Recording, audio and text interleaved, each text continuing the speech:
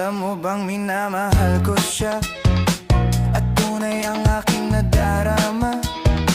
Kahit ako'y nagmumukhang tanga, ay ayos lang basta kasama siya.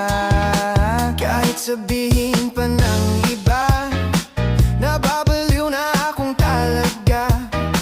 Kahit mayroong ibang nagcha-cha-cha, nagrurumba, nagsasalsa, pwedeng sabihin nyo to sa kanya.